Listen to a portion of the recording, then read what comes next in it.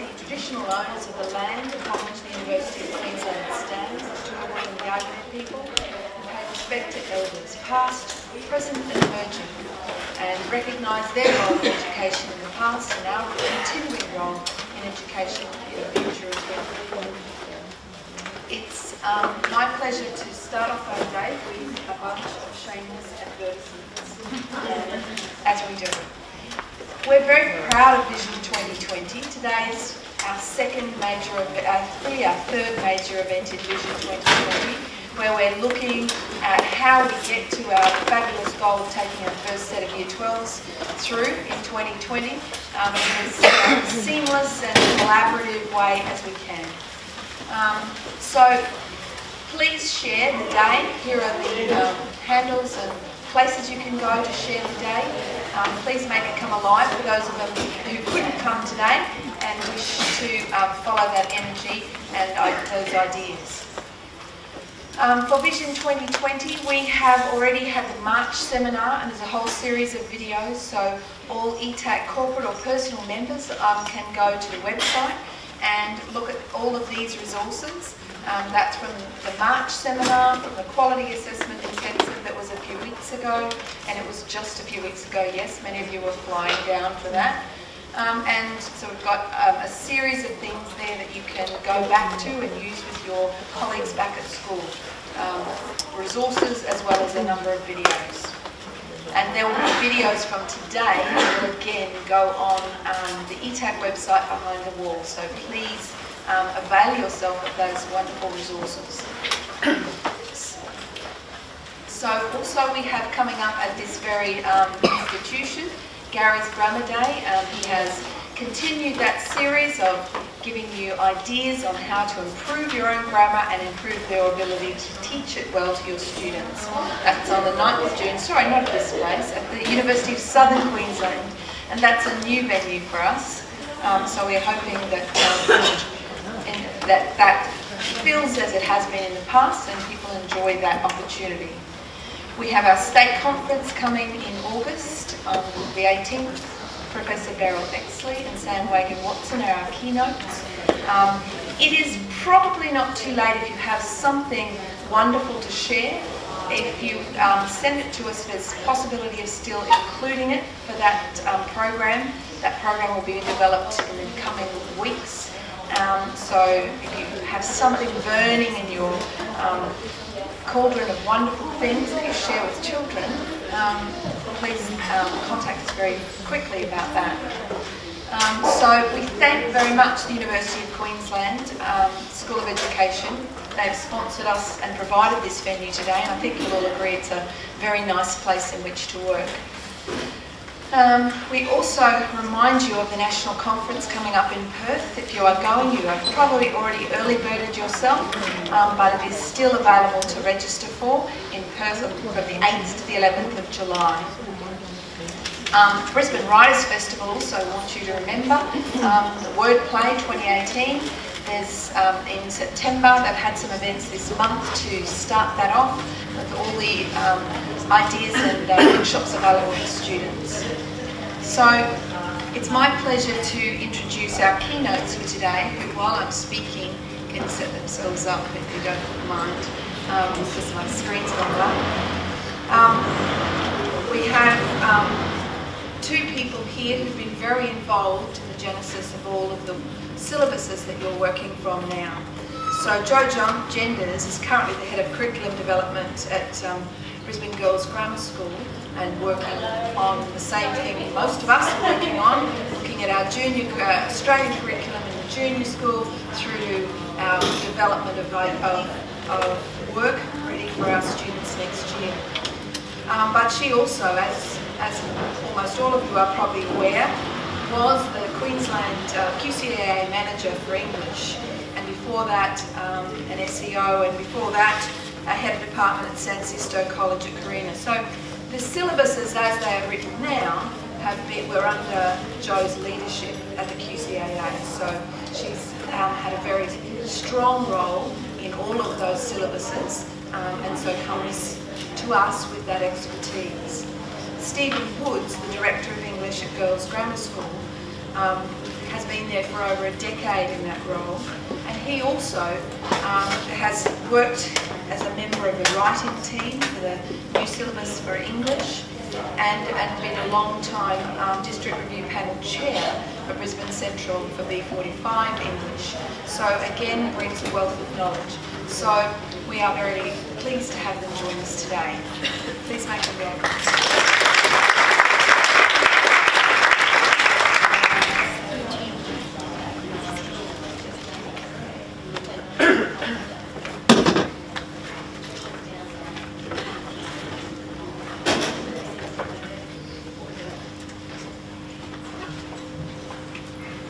This is a mic. I have to use my teacher voice, so I'll move around a little bit. Thank you for coming, everybody. We're very happy to be here. First of all, the masterclass notion doesn't sit entirely comfortably with me. I don't think we've been involved in this for a very long time, but we're certainly not pontificate, as persons who found the answer. We're sort of finding answers that might work for us. We hope some of what we've been doing resonates with you. Maybe you haven't thought of it. I know that when I've done the syllabus rollout presentations with Claire Stevens, I've come back with just as many good ideas as I was possibly able to impart. With that in mind, we don't know how long this is going for because neither of us ever talk for an hour and a half.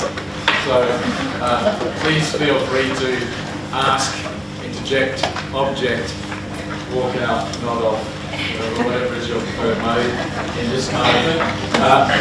My illustration isn't really there just for a cheesy laugh, but I think everybody in the room understands that we are currently in a bit of a sewer and Caribs situation because we've got those annoying 2 years worth of kids who are in the current system, right? We've got our full, the full service suite that we've been giving them for the last 10 years, and at the same time we're kind of, preparing for the kids who are currently in year 10. So I do feel a little bit like that, and I know Jo does because we've started this stuff with our year 10s.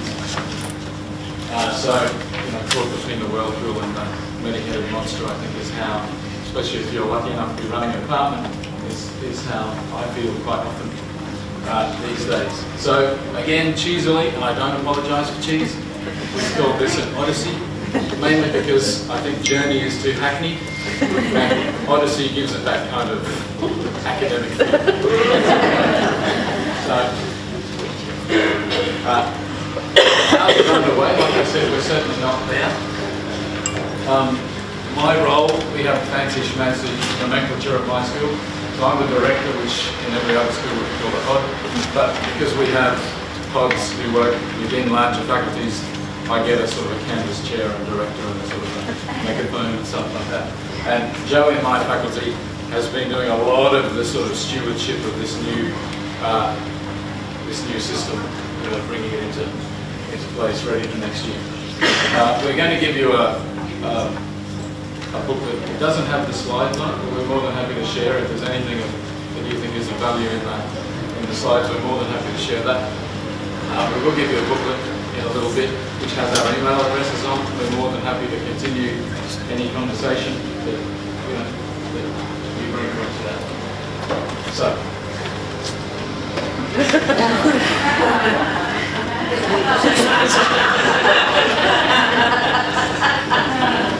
we were really close to going with that last one. Jo was going to wear something sparkly, prizes, all sorts of stuff. 2020 obviously taken. I've been out Jo big staff as I'm also a fellow member of the English writing team. Jo and I suffered under many a QCAA approved metaphor because, man, they crank them out. Factory. Sort of grinds those things out. We'll be avoiding. So, thank you so much. That's who we are. You've already heard a little bit about us. Something that wasn't mentioned, I think something that is important in Jo's portfolio is that she was the chief examiner for the 2016 trial. And some of you might have seen me having the occasional cameo in the syllabus rollouts that have been going on. I've done a couple out of Ipswich, one at the glamorous Virginia International most recently. So, I think you might think, well, why has he got panel chair up there? I think as a panel chair, are there any other panel chairs in the room? Or panelists in the room? Yeah. I think one of the drawbacks of our current system and one of the benefits of being on panel is that you get outside your own bubble. Right? You get to see what other schools are actually doing. And as a panel chair, I get to see, unfortunately at the end of the year, I get to see what other schools perhaps haven't been doing.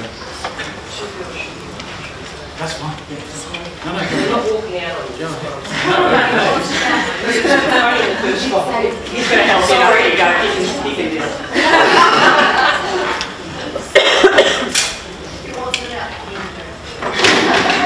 I wouldn't blame you. I was screaming. I think they're going to keynote. Oh, we thought it was keynote too. I love the metaphor. So as panel chair, I mean, at verification time in particular, I do get a particular insight into maybe some of the things that are not in the 2010 syllabus. You know, when, you know, and we've all had them, that terrifying red piece of paper. It's always, you know, you're sufficient when it comes home. I always think it must be a terrible thing when the, you know, when the red piece of paper arrives and the panel has said, actually you're a bit mean, we've moved them all up. Sort of, you know, the ultimate roller coaster. Oh my God! that needs to be filmed, I think. So, I mean, that's kind of, not only in my own school, I guess the other thing that I should share is that I worked for 7 years in Hong Kong, which is a 100% external system. So, and that is a very different kettle of fish and a very different dynamic from what we're used to in Queensland. I think, you know, a 25%er might seem very different, but it ain't nothing compared to 100%. So, you know, 2 years worth of work. So, right. So, you don't have to be too frightened. I was speaking to my friend Greg House from next door at Boys Grammar the other day, and he said, you're not going to have audience participation, are you? You're not going to have role plays and stuff like that. No, the answer is no. But I am going to ask if you could let us know, English teachers in the room. I'm guessing that's pretty much everybody. Pods. Panelists I asked before. Anybody who doesn't fit into any of those categories, somebody who's just fascinated with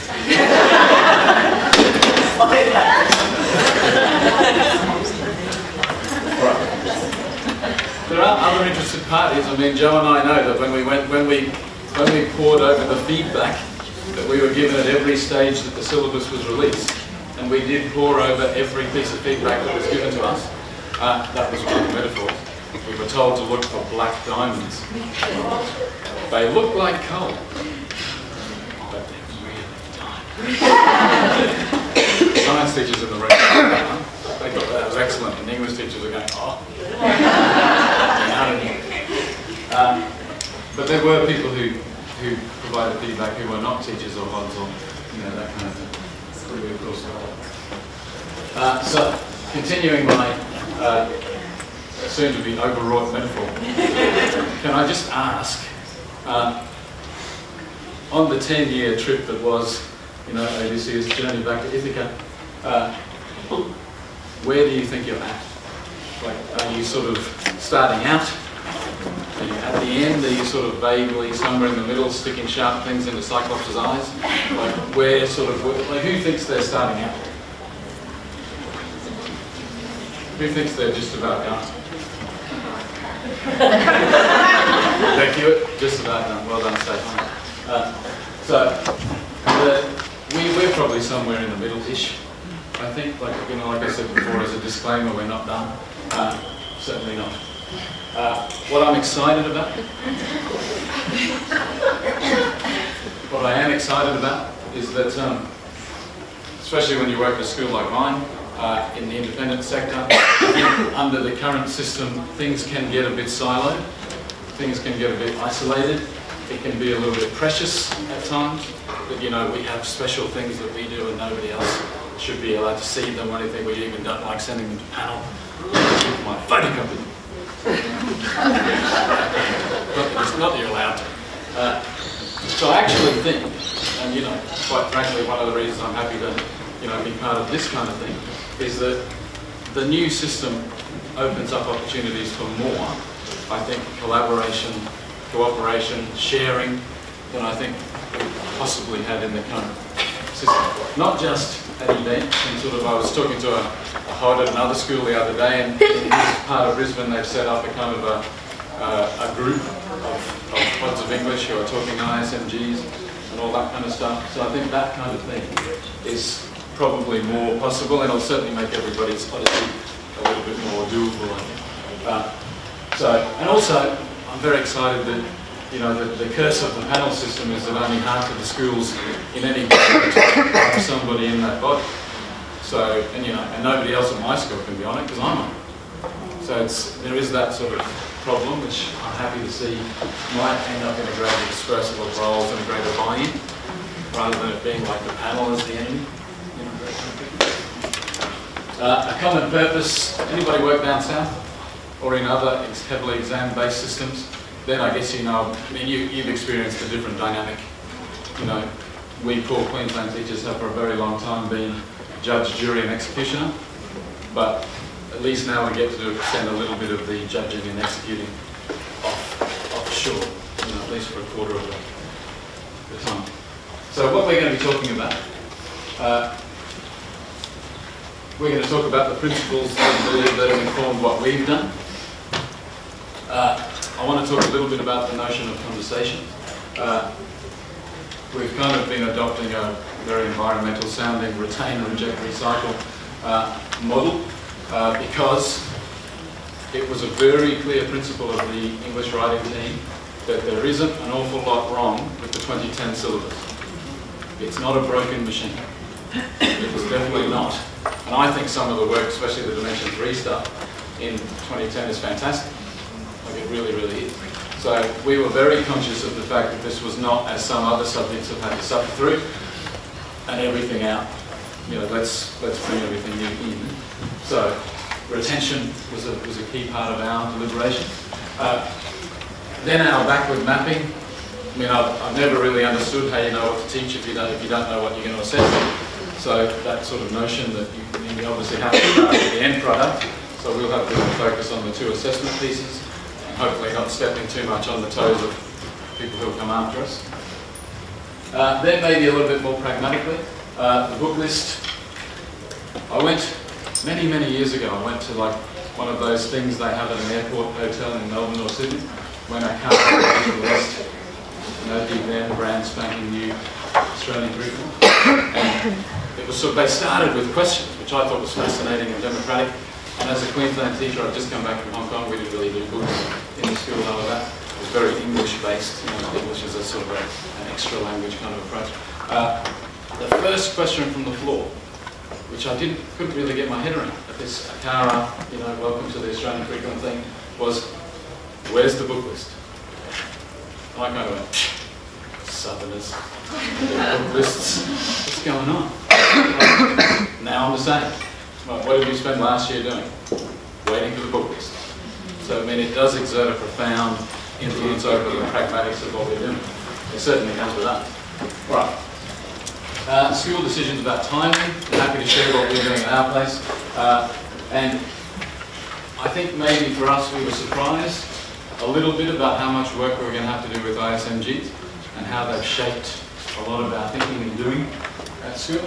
And then we'll have a bit of a focus on what we're thinking of for 3B and 3A. I don't know why I put them in that order. I've just noticed. The 3B and 3A. It won't be equal time given to all of them. So some of them will be fairly swift. All right. I might, James, we might just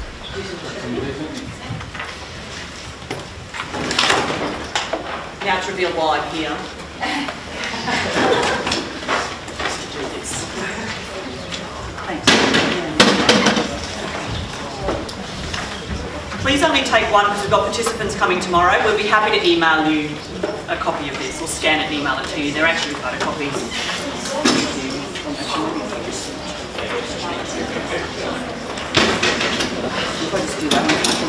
And then that can be a bigger group, that right? Yes.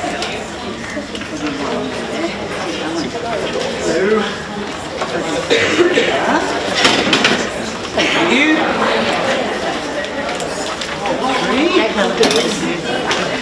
I'll then, oh, that's 4. That's perfect. If you just shoot them that way, that'll be 4. Presuming camera person doesn't want one.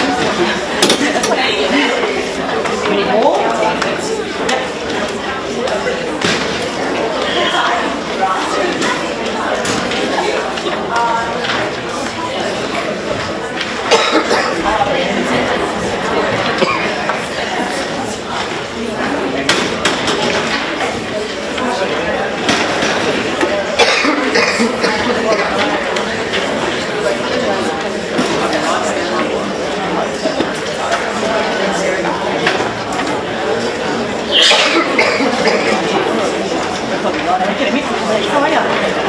I'm alright, so Fiona, if you maybe got in there and I'll do this row. Should be enough to go through a few row. You're good?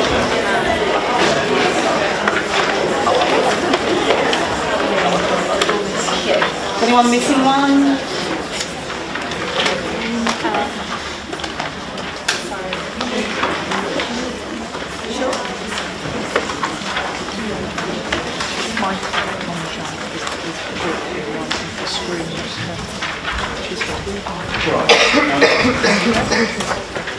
Like I said, it's not a printout of the slides we're happy to share. It's more just a couple of things I'd like to talk to, John I would like to talk to.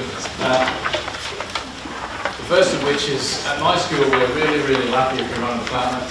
We get to write something on behalf of the school once or twice a year. And if you're the head of English, it has to be sort of, literate. Can't have spelling mistakes. That pressure's always on. So we have to write something for the BGS News, which comes out each week, so that's kind of, 40 things to get written. And then sometimes extra things to go in the Gazette, which is a 4 times a year thing. The first thing that's in your booklet is something I had to write, or I chose to write this year. Picture of my smiling dial there. I was kind of hoping it went on facing pages, because the 2 girls are actually having a conversation. So it gets a little bit lost with them being on separate pages. It's very disappointing formatting, but you'll have to forgive me that. And if it actually came, the stimulus was actually from discussions we've had with the writing team about why Unit 3 is about conversation. Right? It wasn't just something we plucked from the ether, it was something that was considered. We had our own long conversations about it. Because we kind of thought that the kids are in year 12, it's about time they got invited to the big table. They didn't listen to us droning on all the time, but participated in big grown-up conversations. I think that was kind of where we're a little bit out. I mean, they are in that sort of liminal phase. We're segueing them out into the big world. It's a bit of a crude way to put it. A lot of them are already in the big world, of course, but educationally, they're our last group. So we wanted them to enter into, I suppose, in an ancient syllabus, it might have been called a discourse, but that word has been so badly beaten so often that we're staying away from that. We might be calling it a conversation. So those conversations are already going on. I think that they should be organized, and the kids are entering those conversations as participants, not as mere spectators who get to comment on what other people are doing. So, I mean, we sort of thought about that long and hard, and I think that was actually crucial to our ruminations when we were thinking about 3A and B. That's just a link to the thing you've got in front of you. It's not. So I did have to look up polylog. I thought I'd made that up, but apparently it's been around for a couple hundred years. So I also thought, because with a nod to the 21st century skills, wiser people than I say, you mean the same ones that built the pyramids? Yes, those ones. But if you just have a look at them, apologies for my crude cutting and pasting, I'm not the most tech literate person in the world.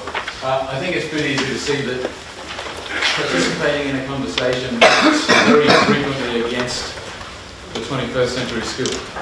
I mean, whether it's, identifying alternatives, if you're part of a bigger conversation, then that's, you are weighing up.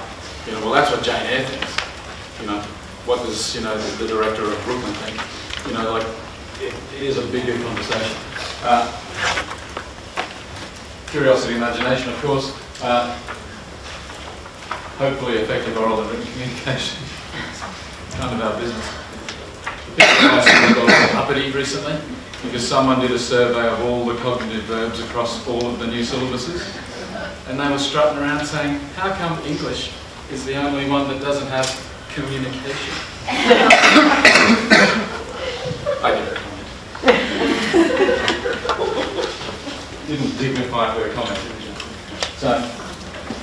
So I think recognising and using diverse perspectives sort of fits there. For me, citizenship is a big one. It's about, like if it's about entering national discussions, conversations, then I think English has a key role, which is often underestimated.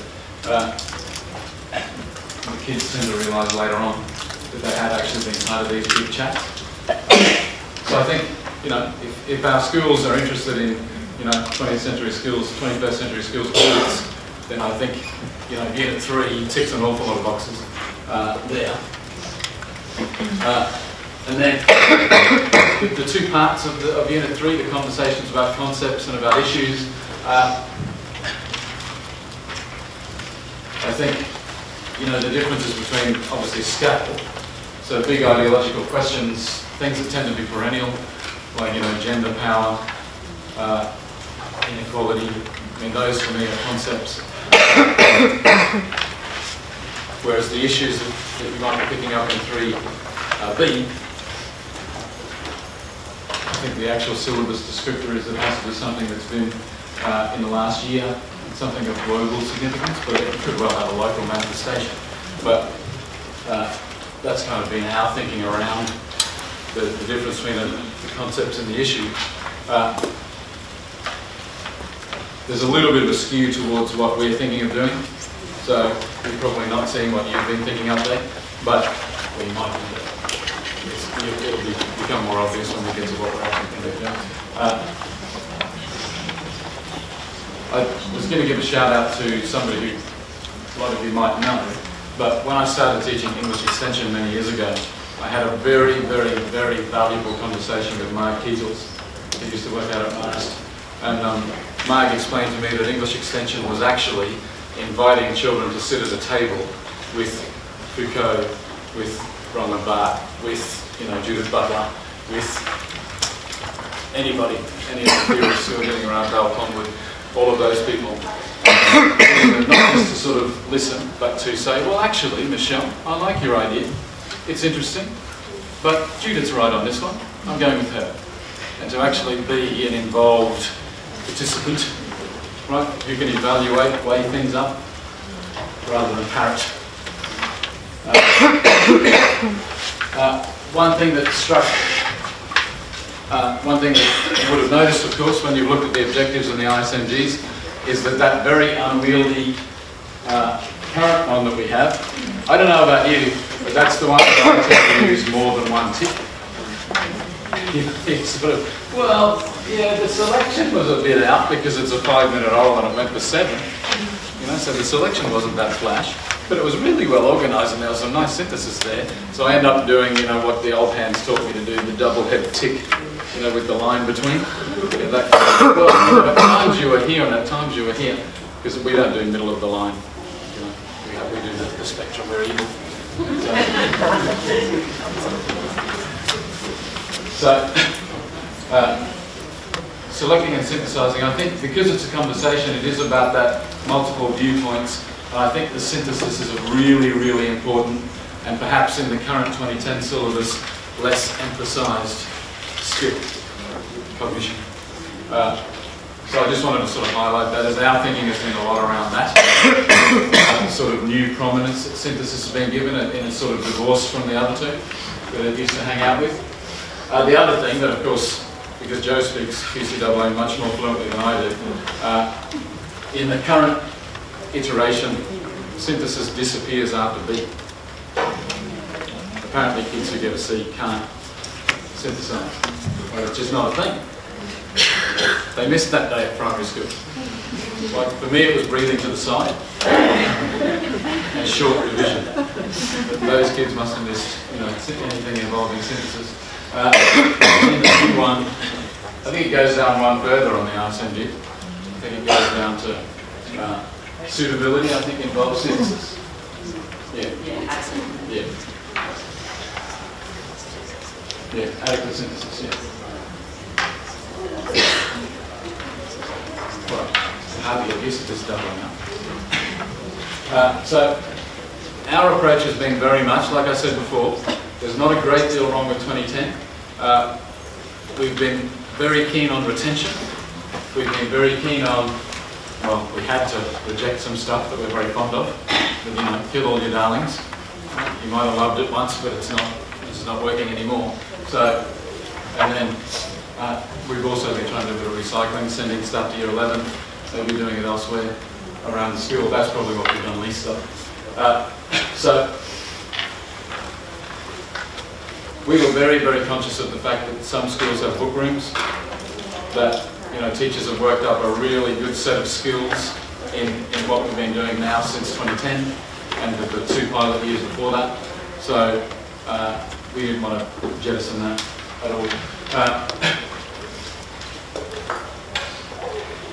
I'll put my panel chair hat on.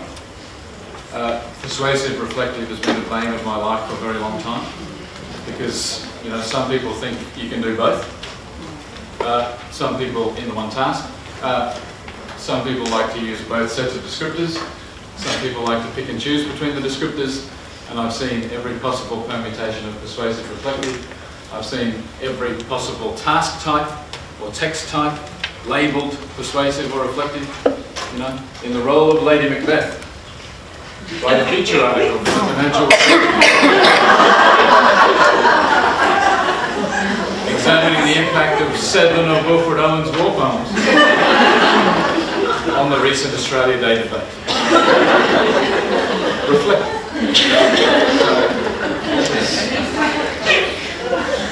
I'd like to say that's the real one, but it's only an almost real one. So, and year 11, of course, which seems to be having not a great deal of supervision at all. Like some of the stuff that we've been doing in year 12 can obviously find a home. We're not throwing it out, we're just sort of moving it around a little bit. I think that'll work quite nicely. Alright. So in terms of retention, at my school, we've looked at that's what we're doing for the 2010 syllabus, that's what we do now. In year 10, in year 12. So we thought we could probably keep, and you see some of them, only part of it's red. So we want to keep Hamlet, but we can't reflect on it. Our girls do a kind of a version of the English Extension Task 1, which is called Hamlet and Me, where they talk about their own experience of the play and how they can relate to it. It's a lovely task, it's my favourite, but there's no room for it. So we want to keep Hamlet. We've invested a lot of time in that play. Right? So much cultural capital too. So don't say that glibly. I do actually believe that cultural capital is an important thing in an English school. So those are the things we thought we could keep. But how like its iteration, like how it actually maps out, might change a little bit. Some things had to go. We like to finish off with an essay on a polemic film. Jo and I had a lot of fun last year doing Made in Dagenham, which was a great film to do. The girls really liked it. It has a good message. And, you know, You mostly liked it because he got to do a Cockney accent for a time. very bad. The girls can't tell. So we start the year with a love poetry analytical oral. That doesn't really have a home in the new setup. Our imaginative intervention, we like narrative interventions rather than starting from scratch. Sort of, here's a world, use it, rather than invent a world. It all ends up being at our school, it ends up being New York apartments and people wearing labels. Ralph Lauren is not a description. It's not an aesthetic feature. And we get an awful lot of cliches. That's what I also like about panel. This is a digression, I apologise. I like reading boys' stories because I never get to read them. And I love the thing that all boys' stories have in common. That one line that goes, no!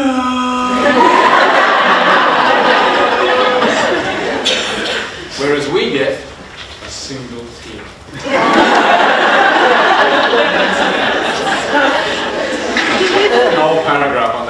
tear. People's eyes locking. And descriptions of jaw lines. Apparently they're a thing. So we want to stay with interventions to keep them away from the New York apartment and maybe get, the other one is slumping down the wall.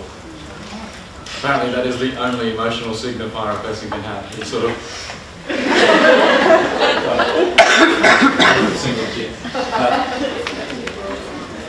Reflection, the way we do it, is very personal. How I interact with the text, that's gone. I don't see a lot of space for that. Maybe a hint of it in 3A, but not the sort of rigorous way that we like to do it. So our film is out. Like I said, recycling, we're sort of thinking about what's going to end up in year 11 or maybe down in year 10. We haven't done too much of that yet. So our 2020 year 12 is looking like that.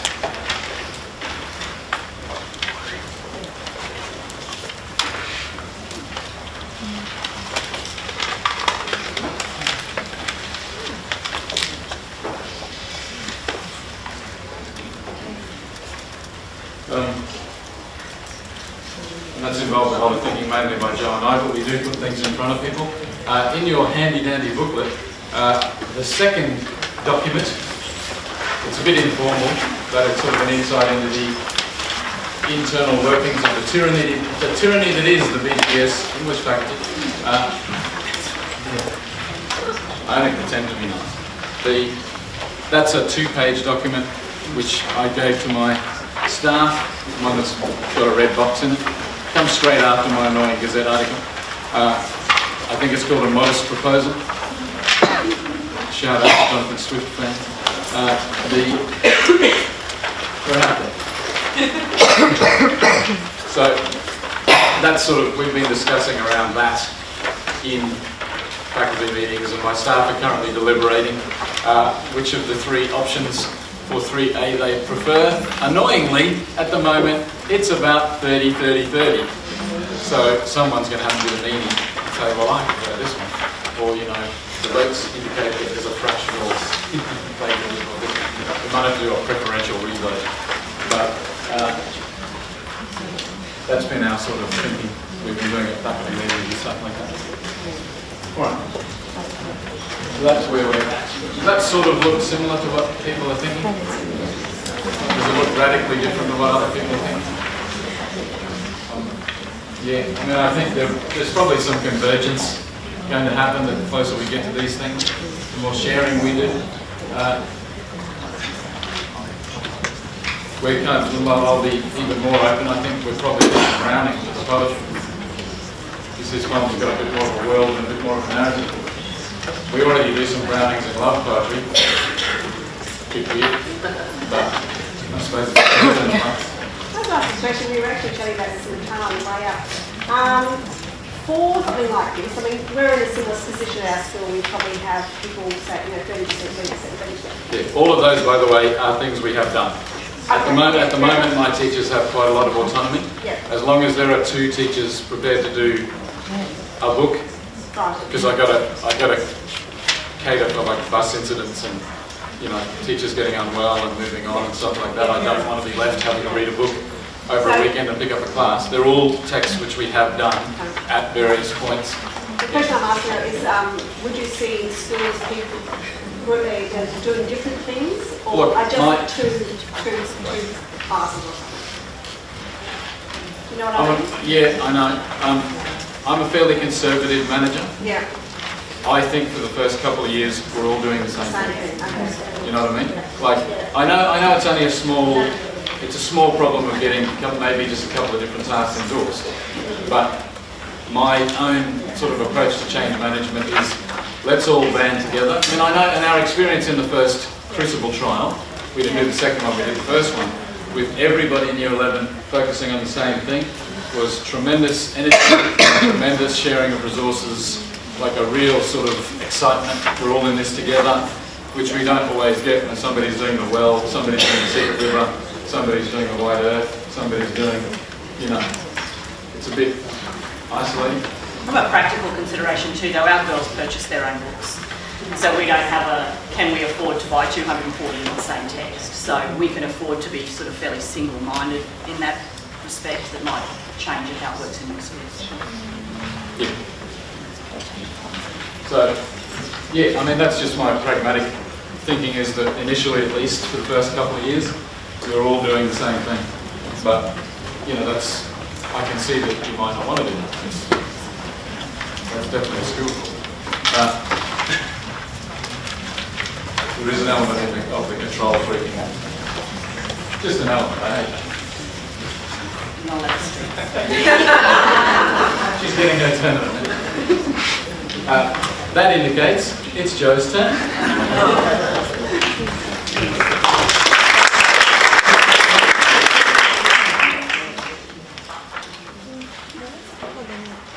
I used to be an aerobics instructor in the 90s, so I had a Madonna headset, so, you know, back to the future. I'm really just going to take you through the practical aspects of it. Stephen's the big thinker in our faculty, as you can probably tell, and I'm pleased to leave that to him. So I'm sort of the minion. We should have put a minion. Imagine. Do that tomorrow. I've got a student teacher at the moment who's made minions her thing, and it's so annoying. So every time you see one of her PowerPoints, there's like these little minions dancing. It's like, stop it. Richmond Girls run a school. We don't do minions. So for us, what we had to really think about is how do we go about framing up study using a document. I think that's one of the things that we kind of forget a little bit. Probably because of the nature of how we've done English in Queensland for the last 45 years, is that yes, there's a syllabus and yes, there's some processes we need to follow, but we had so much autonomy in our own schools, and we were able to sort of draw on our sort of shared knowledge and our individual knowledge to build courses of study. So just as a bit of a run through history, with the 2010 syllabus, which, you know, we're all operating under at the moment, and you know, I wouldn't say it's getting long in the tooth at all, and as Stephen indicated, it sort of was the basis for what we did with 2019 syllabus. But what we had to do as teachers is that we had to prepare a 2-year course of study. So that's quite a big shift to where we're headed now. So we had to have that big picture in mind, knowing of course that our moderation junctures that I referred to in the second bullet point there actually were for the same cohort.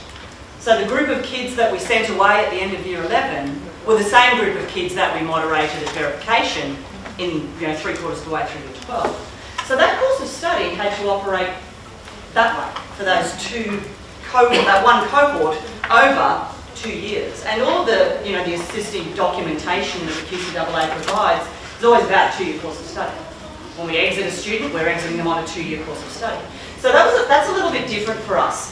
We knew that we had to do things that would ensure that we could meet the moderation requirements and the QA processes, the quality assurance processes. So we had to write a work program. And that work program was really an articulation of what we intended to do over the next 2 years. And, you know, obviously cycling it through for subsequent cohorts. So that work program approval was our first start, and that's what forced us to engage with the syllabus, really. But we also know that that syllabus, by its very nature and the style of syllabuses that came out, the QCAA wrote a new approach to syllabuses as a paper in response to Alan Luke in 2010, and later became what we call a low definition syllabus. So that 2010 syllabus, and those of us who lived through the English wars prior to that, and the 2002 syllabus and our work programs were at least 76 pages long. I was a district review panel chair. I can guarantee you that I read 25 of them that were all at least 76 pages long. They were sort of a much more than an intention document. They actually had heaps of stuff in them. These 2010 ones were a bit of an intention document. So really all we did, in order to show that we could meet the moderation procedures, was we would just give an overview of our course organisation, and really they were just a couple of pages. Inside that, we would include how the units were going to pan out, what the range and balance of texts were, and that's the point that I'm going to make mostly on the next one. But the core, English is different from all the other syllabuses that QCAA writes, is that the core in English isn't core content. So when people say, what's the core content in the 2010 syllabus? There isn't. We call it core, so it looks like we're playing a game. But really for us, it was just the range and balance of texts. And that's when we said there had to be novels, and there had to be plays, and there had to be text by Indigenous writers, and there had to be non-literary text, and there had to be, you know, multimodal text. But then we let you decide. So all the, sorry, I didn't mean to say we there. Then the QCAA met, teachers decide. And so part of that process really was that you had such autonomy around what it is that you were going to do. You advised the QCAA, of course, about how you would do it in your classroom, and in a way that outlined in intended student learning, that little sample unit was just a bit of a window into your classroom. You know, what's going to happen in this English classroom in this school, and does it look like English? And I think English teachers more than anybody are pretty good at making English look like English. It sort of almost became like a bit of a hoop we had to jump through, I think. But then, of course, the assessment plan, which indicated really that you were going to be able to meet the moderation processes. That if the kids do this in Year 11 and if they do this in Year 12 by this particular time, you will have covered the course to allow for those QA processes to function, so that you didn't have to get a terrible phone call from your district chair or from your SEO at the end of the year saying, you know how they had to do an essay, right? Okay, so that work program approval was designed to support us in that. But really, what underpins all that is that we had an enormous degree of freedom. There was really no restriction on what we could do as long as we did an analytical exposition in response to the in-depth study of a complete literary text, and that literary text could be whatever you wanted. So we did have a great deal of autonomy. In the new world, that's a little bit different. And so for the 2019 syllabus and rolling it out to 2020 for our first lot of Year 12s, we've had to shift our thinking to move to this idea that actually it's not a 2-year course of study anymore, it's 4 unitised units. So that kind of silo approach looks, on the face of it, is what the syllabus looks like. Now, because English teachers are a bit smarter than that, and because when we wrote the syllabus we kind of knew that, it doesn't take much to work out that when you look at the tables and all of the, you know, are the units covering these objectives, that we're pretty much the only syllabus where every objective is covered in every unit. And that's because we recognise that English can't be put in a little box. And we'll do this learning, and then next semester we'll do this learning. So we knew that there had to be some sort of sequence of learning experiences that are all the same. I mean, we could take our objectives from this 2019 syllabus and teach them in prep. Just the context that will change. So we don't have that mastery that other syllabuses might have that builds on knowledge and understanding, which is probably why we have a little bit of scratchiness around Mazzano. So the 4-unit course, though, is quite prescriptive. And on the face of it, it looks very prescriptive. So it's got a unit description. It tells you what the unit should look like. It's got unit requirements. It's got unit objectives, which are drawn, of course, from the syllabus objectives. It's got subject matter, something we've never seen in an English syllabus before. I mean, we kind of did actually in O2. We had sort of learning experiences that fell outside of the 3, that fell out of the 3 criteria. They were really good. They actually informed most work programs, really. But so they sort of fell out of that. But they weren't specified. They were sort of helpful ideas about how you might go about delivering these objectives. Of course, we've got assessment objectives and specifications and the ISMGs. So that's probably the biggest shift, really. So I think the thing for us as English teachers, and when we wrote the syllabus, part of that comfort, I think, is that you could sub in anything in a subject matter descriptor and it's still doing English. You know, it's not connected to a specific text. So unlike the ACARA documents, the senior ones that we had to draw upon in writing these syllabuses, that was part of the QCAA's brief, is that we had to say these are an authentic representation of what's going on in the senior ACARA documents.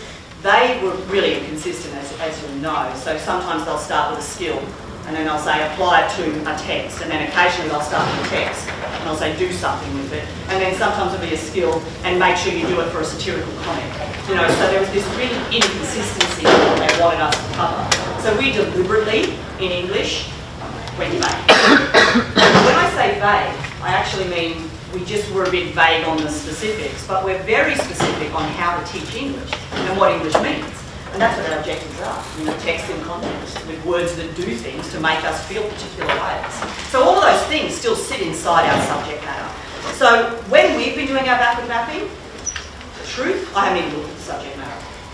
Because I know, in the, having the oversight of the syllabuses and having practitioners like Stephen and Jo and others write that syllabus, we knew that the subject matter would be a faithful representation of what the objectives were. And our objectives are a faithful representation of what it means to teach English. So for me, I'm not going to get caught up in all of that in the syllabus. So while it looks faithfully prescriptive, I'm choosing to not really be too bothered by that. I am going to be a bit more bothered by the assessment objective specs and ISO, because those things are going to affect what I do with my QA procedures. QA procedures, something different. I don't know if you've seen that first line, and I don't know if the QCAA has changed that, but it's in the book list requirement. And it says that you will communicate to the QCAA your intentions. I thought that was pretty interesting, actually. When I left the QCAA and I came over to Girls Grammar, the text list wasn't out yet, and so that sort of became part of the new approach. So that's new to me as well. And that was one of my first questions. I thought, well, how are they going to know? I'll just teach Hamlet 4 times. You know, the endorsement process is 3 separate processes, unlike monitoring where Stephen will see them all in one go. You know, so I thought we were worried about this gaming the system. I thought you've just invited us to game the system, all right? But now apparently we have to submit our intention to the QCAA. So that's a little bit different. I don't know how that will work, by the way. Our endorsement of our internal assessment does change the game a little bit. Okay, it does change the game a little bit. We're still a bit vague on what that is going to look like, what those processes are going to look like. In my former role, I was the first SEO to do endorsement. I did it for the subject philosophy and reason. A term of my life I'll never get back. And they're nuts. Sorry if anybody teaches 2 subjects. And you know what? They pretend they're not. And then they talk to you like they're not. And I'm just going, you are though. You actually are. And so, and they do maths. You know, like we've seen that meme that says, and then Satan said, put the alphabet in maths. You know, and that was kind of me doing that endorsement process. So that was a really long and laborious and really precise process. So we don't know how that's going to be. Okay? We know that there are some sample tasks on the website. We know that there's kind of a template that you can populate your assessment with, but we don't know what the rules are going to be. I don't know whether, has anybody done those QCAA modules? How'd you go with Unit 2? You passed the first time. Yay! Very pleased about that. But there's a lot of stuff that's going on in there that, you know, we're not sure how that's going to play out in the So we've just got to watch this space. We're all in that position. We know that we're going to have our internal assessment confirmed, and again, I don't know what that's going to look like and how that's going to be, but we do know it's a new QA procedure, so it's something that we have to keep in our mind as we move into this model. And of course, the ratification, which is when they tell us what they did after they've done their external assessment. So those processes are all something that we have to think about as we move forward. So to go back to that 2010 low definition syllabus, we didn't really have to do a lot of stuff. You know, we engaged with the syllabus a bit. We looked at what the verification follow requirements were that sat outside of the syllabus. So, you know, if I knew what I had to do, I had to actually go outside. The verification follow requirements were in there, but the actual specifics around that sat outside. I had to look at what the assessment techniques were and play a bit of a jigsaw puzzle. Again, part of the beauty of a low definition syllabus, really. I did have to look at the objectives, so I knew that I was teaching English. I was building a course that was faithful to our discipline. And then we wrote the work program, and you'll know that with 2010, they're really about 6 pages. So there wasn't a lot that went into those intention documents, and then we, you know, we as teachers were left to go and deliver our courses. With this one, we have got a much higher definition as part of the syllabus. And we've deliberately said the prescribed text list to rule them all. Sadly, I think in a way, that's kind of become our puppeteer, and we have to fall in with that. It's a big shift from anything we've done in the past. And so what that means is that we can't make the decision about resourcing a final consideration. Because before, you could say, we're going to do an analytical exposition and we're going to make sure that it's a text that allows them to look at how gender roles might be challenged or reinforced, or how class is facilitated, or whatever, you know. We can't do that anymore, because then you've got to say, well, actually, I'm going to do gender, and I have to make sure that I choose a text. And is there a text on the list that lets me do that? This isn't a criticism of the list. I think the books are great. You know, I think the list is really valuable, and I think there's something on there for all of us. But we can't ignore the fact that it's driving our course decision making now. Okay? It's a bit like those other subjects that use a textbook. You know, I looked after other subjects in my past, and I quite often got calls from economics teachers, but where is it in the textbook? You know, so we've kind of gone into that world a little bit. Not as crazy as philosophy and reason, but we're kind of... So I think that's our primary concern, is where we start. So when we're doing this retain, recycle, reuse, I've forgotten what actually called keep, chuck and donate, I think, but Stephen's a bit more poetic than me. So It is the thing that we have to think about. Then we have to, of course, look at it, as I said to you, unit requirements, objectives and subject matter. I'm just kind of bundling all those up together. We're doing English. We know what English looks like. We know how to do it. But you have to look at the assessment objectives and the specs, of course. What does the assessment have to look like?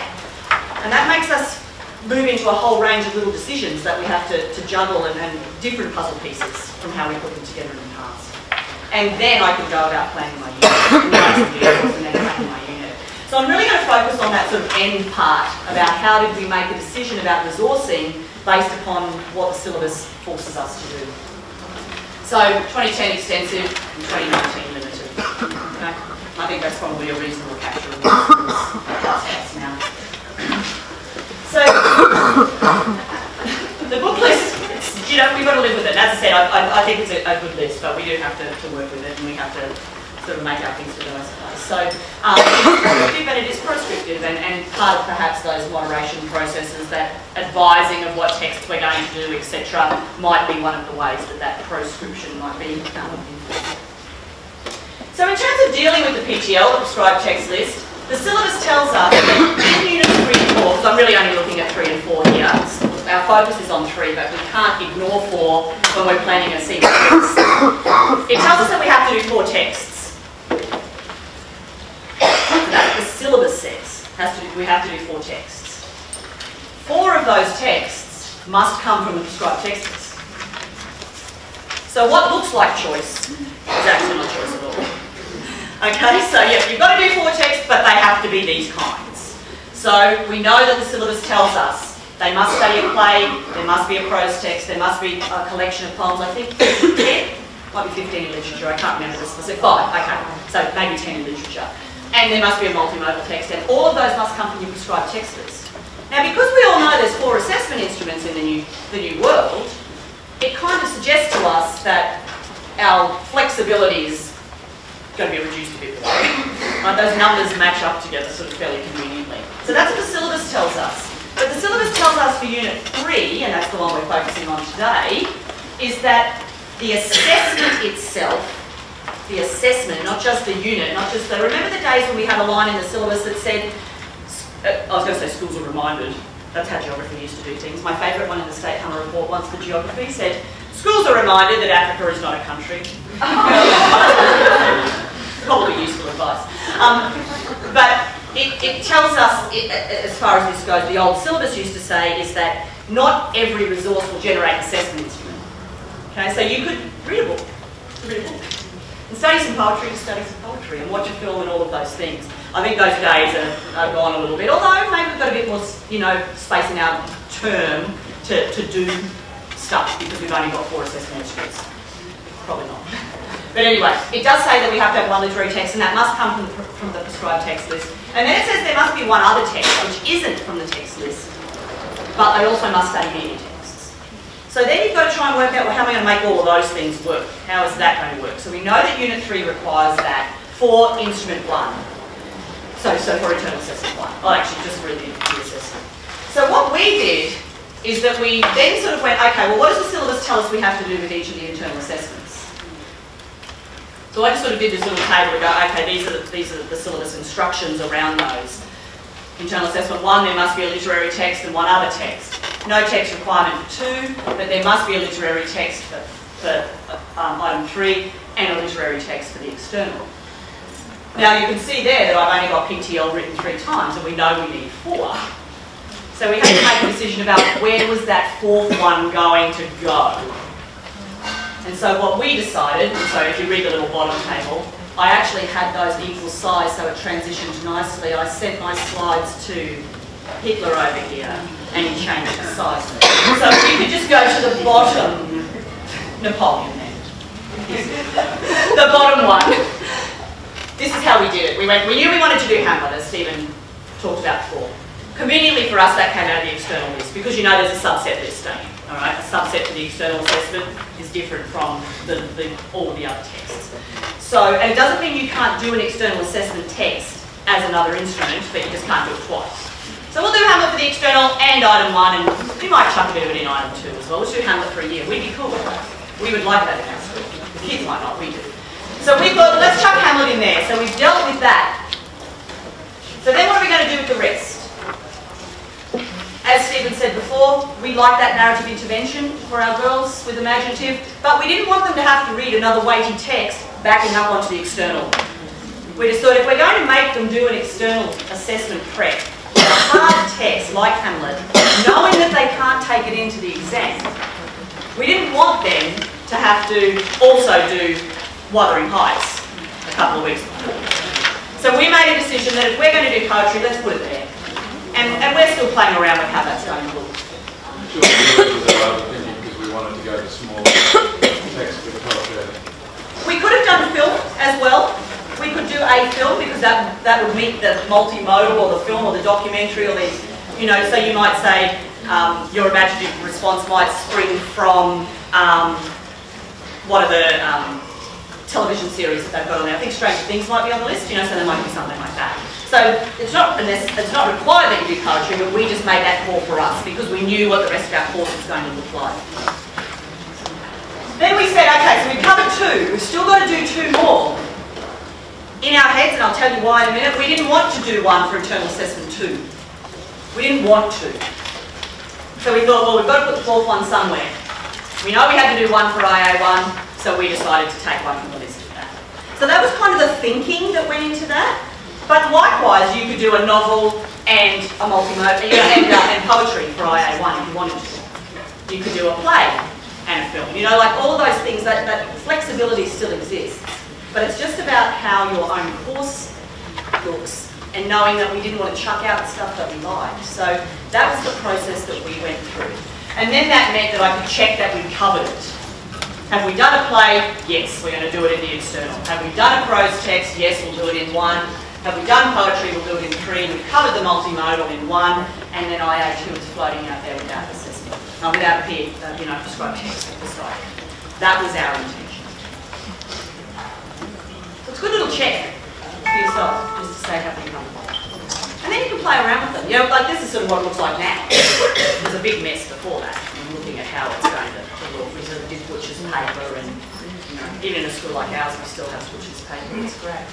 And you know, we sort of did our thinking that way.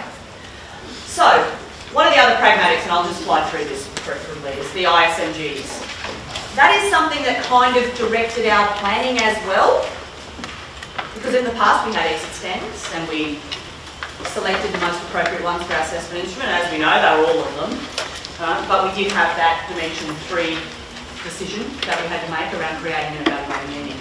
So we saw the ISMGs as a challenge, but the strength in them, I suppose, is that there is some clarity and consistency around what the assessment requires of me. If this is what I'm going to make judgments about, then I need to make sure that my assessment aligns with that.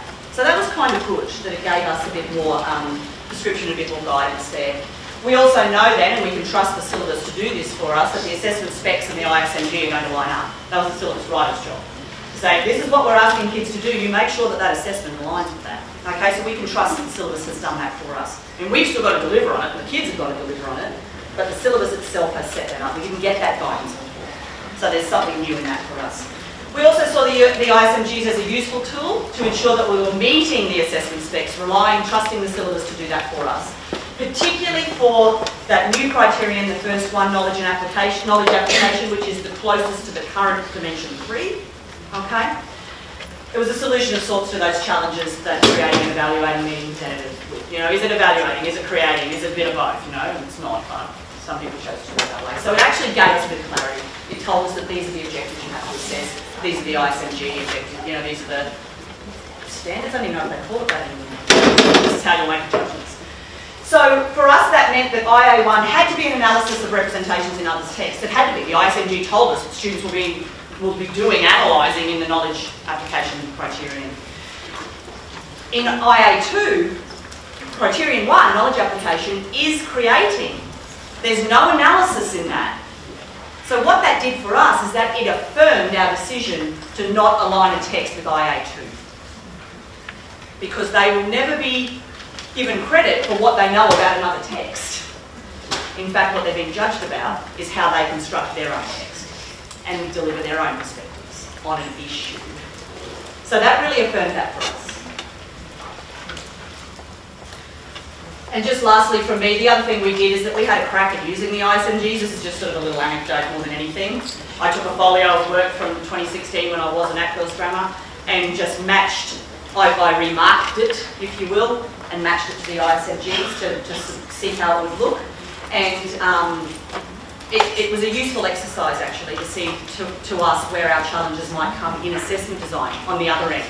Actually, I mean, we do have a cohort that is quite cramped at the top of the current R6, by the nature of the girls that we teach.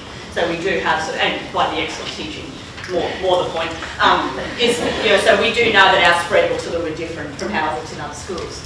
But what it did reveal to us is sort of where those sort of sticking points might be in the ISMG. But Stephen and I would be happy to talk about that at another time with anybody if you want to give us a call and chat about how we followed that process.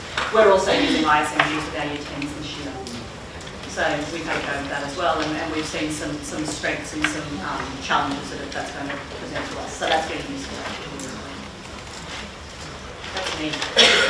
I'm really curious. I went off to the book list session, which was absolutely amazing, and they were talking about how students wanted hopeful text, something that was uplifting.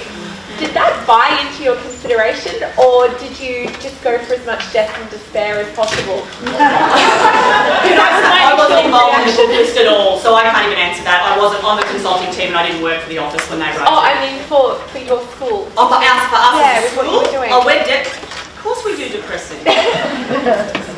I think there's a line in the, is it in the book list or is it in the syllabus about affirming perspectives? Yes. That's a phrase and a half.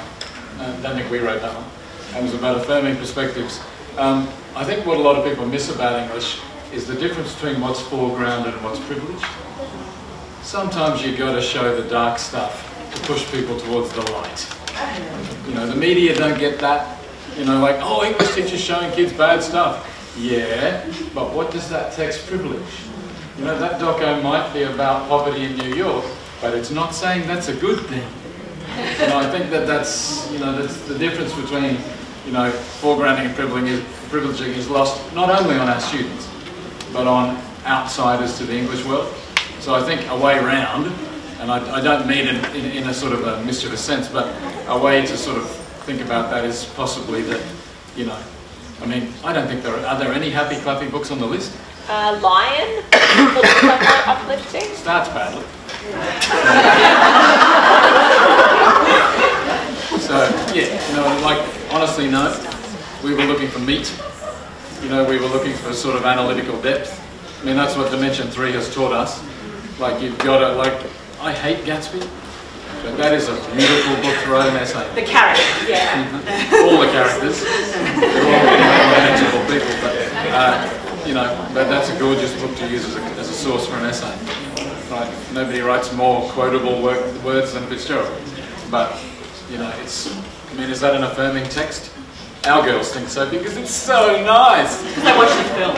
He's a sociopath. He's a stalker. It's so cute. Like Mr. Bennett, Dad of the Year. Like, how do you know what somebody's going to take as an affirming perspective anyway? Really? So.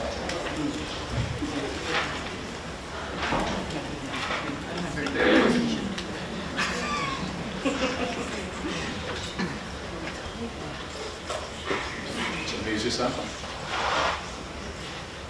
Question while Stephen's fidgeting. Am I right in reading, in terms of thinking about cut-offs for what you put on an internal reporting purposes, using scale-wise, and using ISMGs, because we are using them in the Year 10 at the moment.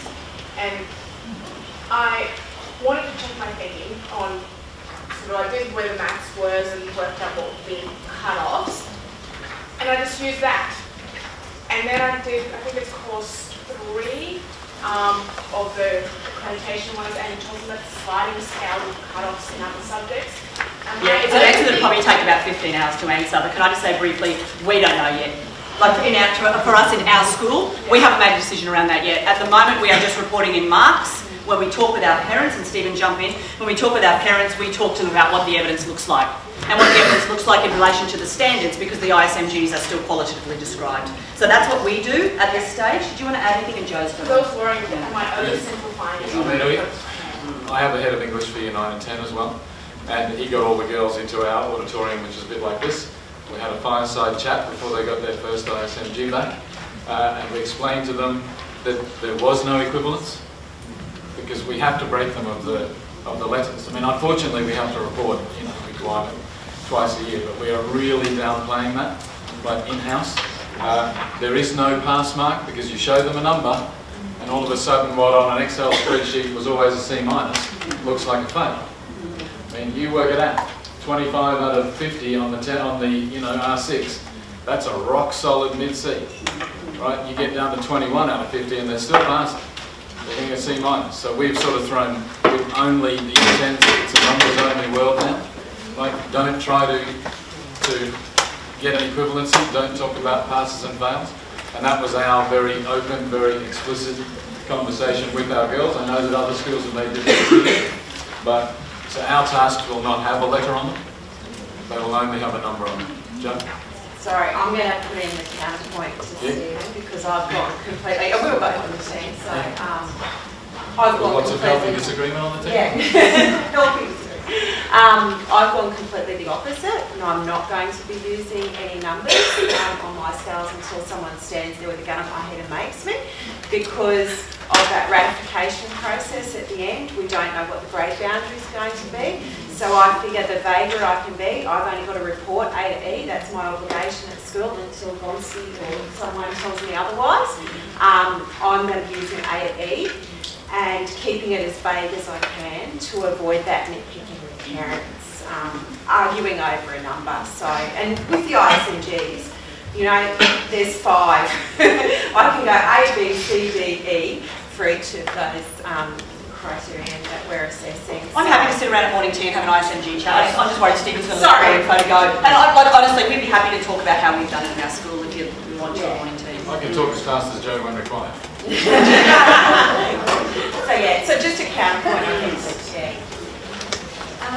Sorry if this sounds like a huge question, but the ISMG that you're using, is that if you're taking the senior one and you're applying it to the year 10? We've always used the senior descriptors for year 10. And QCW Even now, are all fine with doing that? Well, there's no moderation process around year 10. And we're an independent school, so we can do what we want.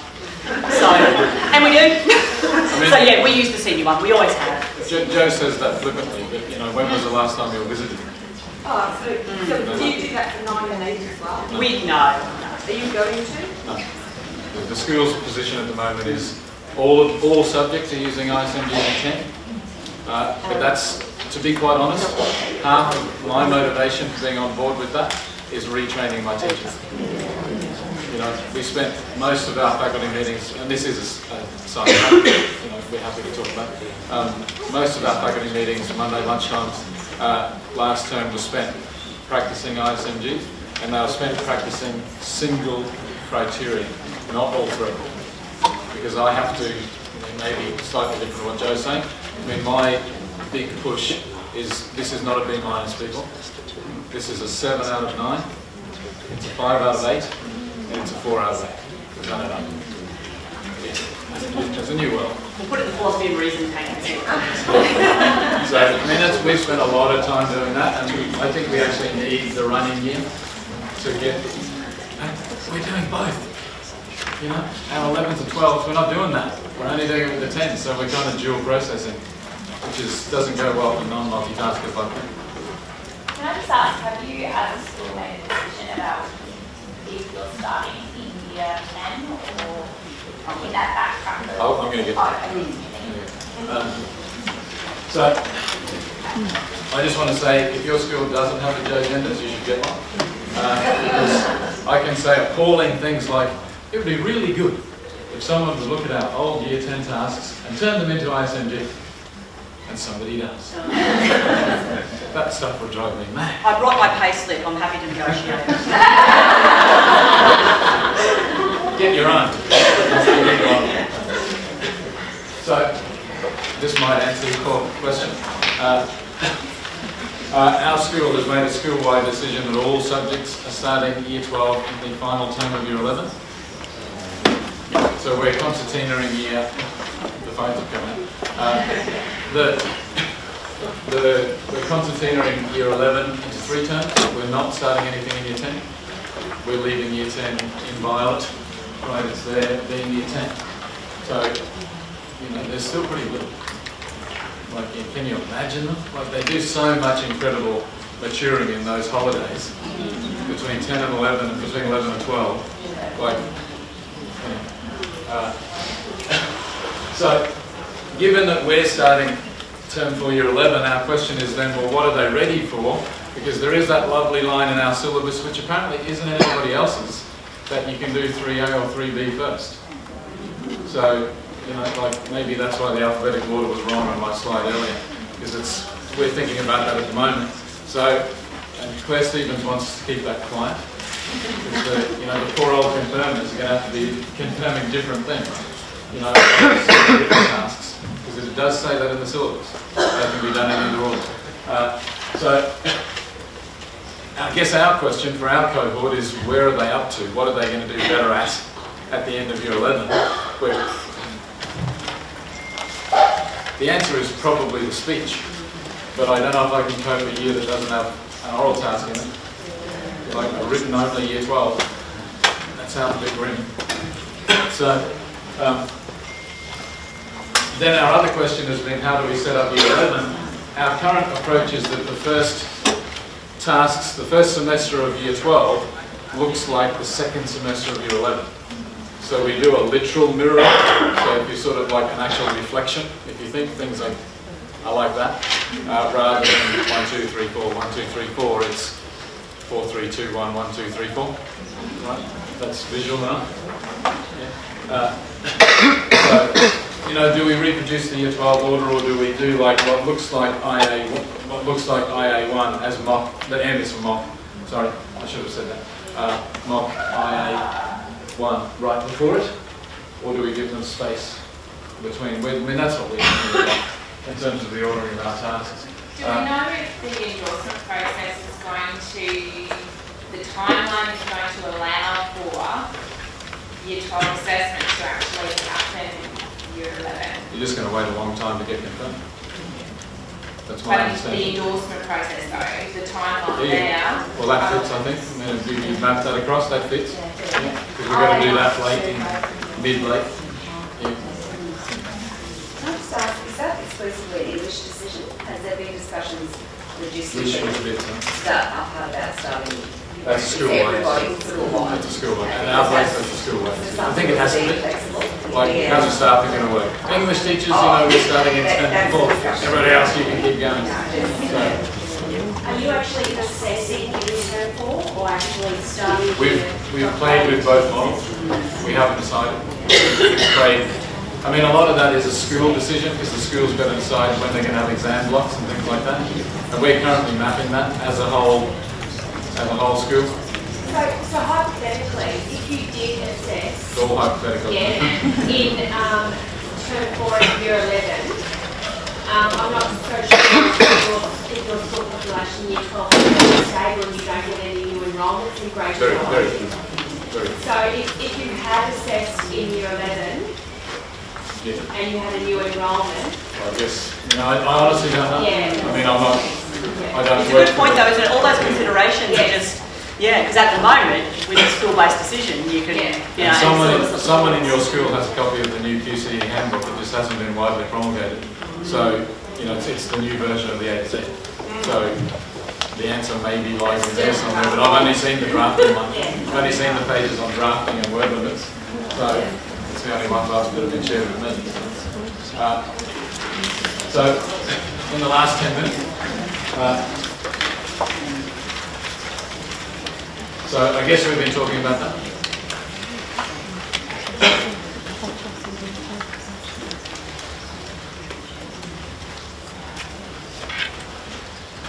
That's just straight from the syllabus, but I've underlined the bits that I like to look at. So for 3B, I think the first paragraph is off-putting, and it's exactly what Jo was saying before. This is not an analytical task. they will analyse tasks while they're leading up to producing their own task. I think that is a bit of a sort of a, we're not going to take the blame for that, John, but I think the fact that it starts with students will analyse is a little bit off-putting, because then I don't want the kind of stuff I see now on panel, you know, where you get a task that purports to be reflective and it has the word analyse and persuade on the front cover, right? That can't, I mean, that's going to get thrown out of endorsement. So I find that off-putting, which is why I've done my underlining, that, you know, they will harness the power of language and they'll culminate in a spoken persuasive text. So, in line with my conservative nature and my commitment to recycling or retention, we do a Year 11 task, which we call misrepresentation.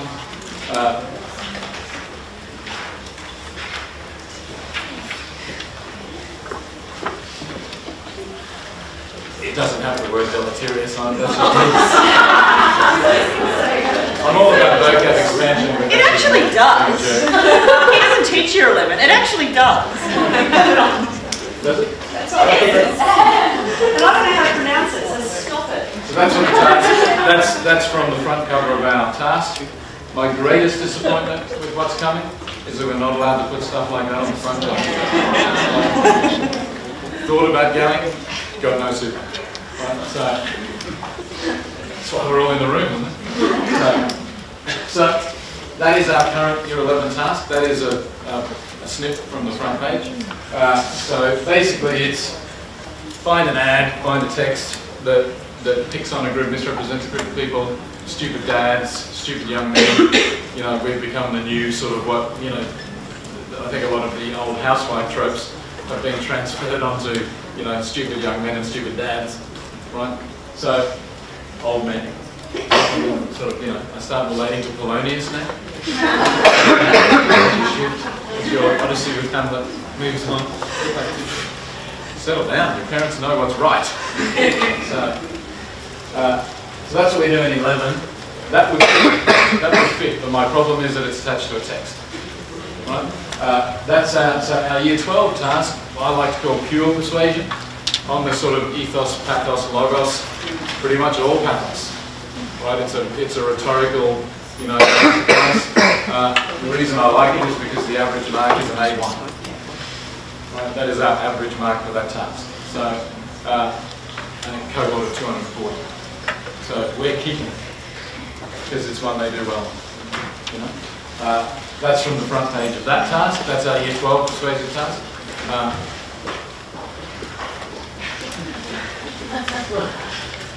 Savage chicken. You can't beat savage chicken. Nearly all my tasks have had savage chickens on the front at one point in time. So that is our task. I think both would work, as Jo said before, no specific text, that's what's driving us. It's the kind of Occam's razor approach. Like, why throw a task in? Just pick an issue, kids. Persuade me about it. Right? It's all about the rhetoric. It's all about constructing an argument. It's not about analysis. Because like Jo said, no credit for that. So, I mean, how we work it is, you know, we give them that task, they go and choose an ethical issue. We spend a lot of time saying no to topics which aren't ethical, right? They're pure social or whatever, economic, and then it's off they go. We do no content in class. That's their job, the Year 12. Right? We do relevant. That's how it rolls at our place. Content, you've got a computer. Right? You've got access to more info than I had access to with Encyclopedia Britannica. So, I mean, I am a bit Occam's razor when it comes to assessment. If I can cut a word out of a question, I will. If I can get rid of a hoop, I will. But, you know, because they've got to do it. They've got to do it. Either would work, but we'll go for the one that doesn't have text. So, if you haven't used that book, I give it my strongest recommendation. I discovered it when I was teaching overseas. It's actually directed at people who don't maybe speak English as their first language. It's a business-based textbook. All the examples are business-related. It's the best set of exercises on rhetoric. Did you know there were 3 kinds of rhetorical questions? Did you know there were 4 kinds of triple? There are exercises for every one of them in this book, like round the class exercises. Right? And the greatest thing of all, sound scripting. Right? Where you would pause, press enter. That's why the average mark for our persuasive speech in year 12 is an A1, because we do this stuff. Right? If you don't have it, I'm in no way connected to the publisher or the author, but it is a great resource. I only discovered it because that's what I overseas. So that's, I mean, not much on 3B because we're not changing much. We're basically retaining a task. 3A, apologies if there are only 5 minutes left. It'll be a narrow version of what we're thinking of doing. I think those are the important bits.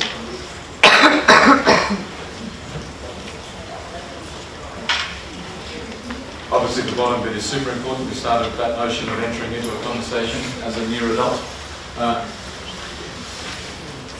We're going down the representation angle. We used to do a task which was Shakespeare play to film. I wasn't a big fan of it. I inherited it and I didn't keep it for very long. So I think it's a little bit like when the kids learn at Animal Farm is about the Soviet Revolution. They've got the answer. Yeah, I don't need to analyse that. He's Stalin. You know, it's like you don't. I think in some ways, at my school anyway, transformation tasks can be a little bit reductive because there's one that's seen as the answer and one that's seen as the adaptation, and sometimes the girls don't think much beyond that. I think representations, thematic, are a bit more open for my clientele anyway. Apologies for being opinionated. I am. As you'll see from this slide, I think there's an important distinction to be drawn between a public audience and an audience of the general public. I'm going to say that because I have to say I've been waging, in my role as panel chair and certainly I've been waging a decade-long campaign against the feature article. Because it is the most abused, most beleaguered text type out there. They are asked to do the most obscene things, feature articles, right, that they were never designed to do. Right? You know, like real literary analysis in a newspaper feature article. And I think the ISMG shoved us away from that by having the analytical assessment there. So we very deliberately, and the reason most of the pages are in your booklet, is that we've been, I know when we were in the writing team, we spoke a lot about the old idea of an essay. Right? You know, etymologically speaking, the old notion of what an essay was, a sort of an opinion ventured or a view ventured in an issue. We talked about blogs, we talked about probably expert publications. They're still the public. You know, it's like the government likes to think that public servants aren't workers. Right? Those weird divisions that we draw sometimes that, you know. But I do think that public, narrow public, it's been part of my thinking anyway.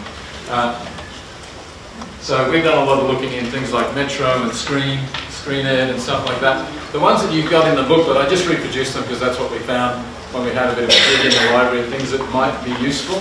There is nothing out there that fits.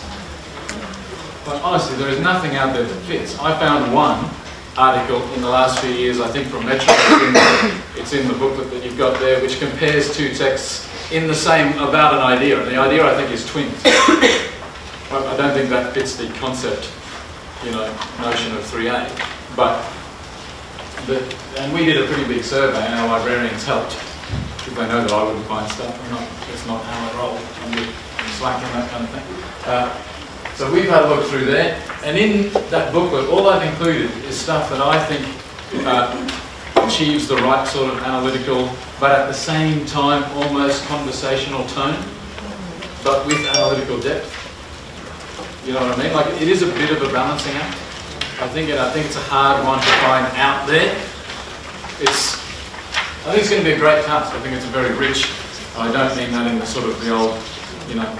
I think it's a very rich task. It's going to be great. I really do.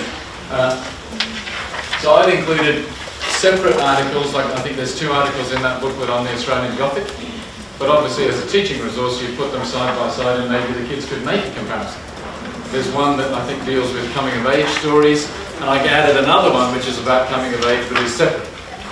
So have a look, they might be useful as teaching resources, but there's nothing there that looks like what the kids are going to have to do. It doesn't exist, I don't think, but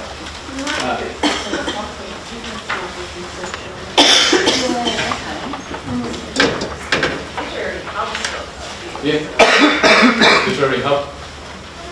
Yep.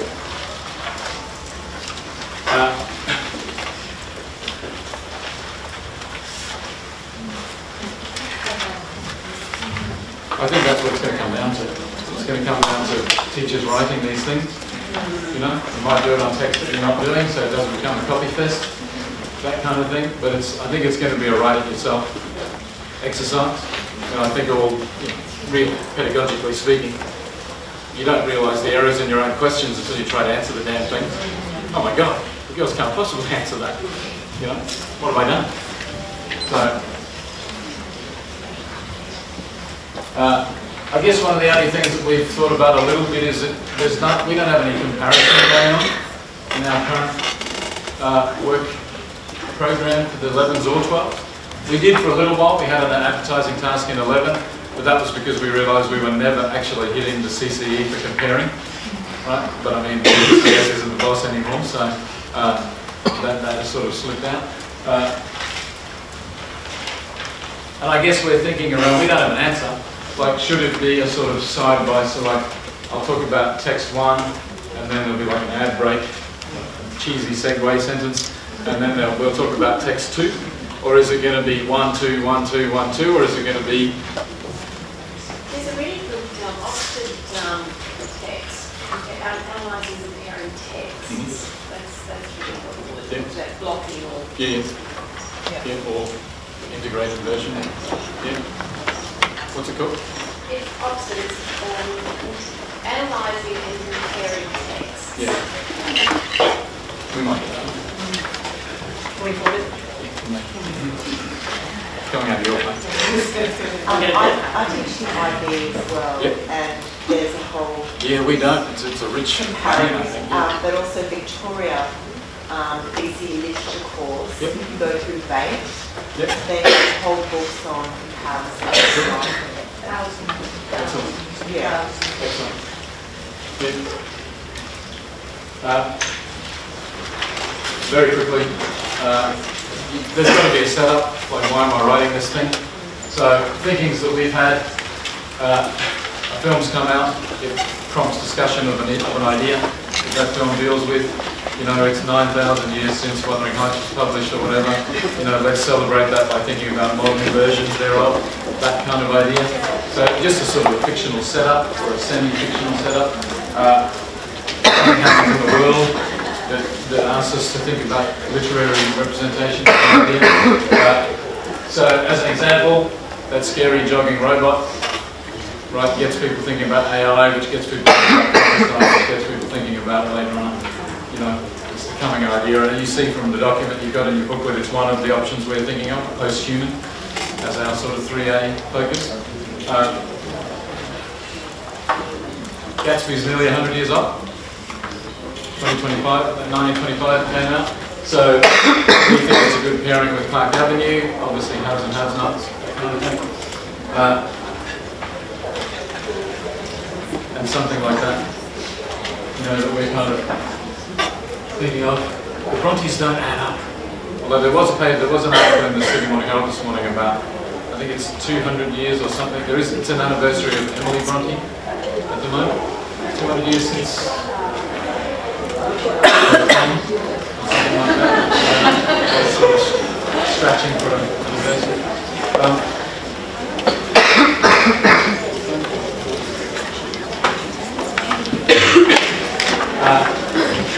I hope we've maybe stimulated something. I hope, we're happy to continue conversations. I'm glad that other people have found things that we haven't, so we've learned something.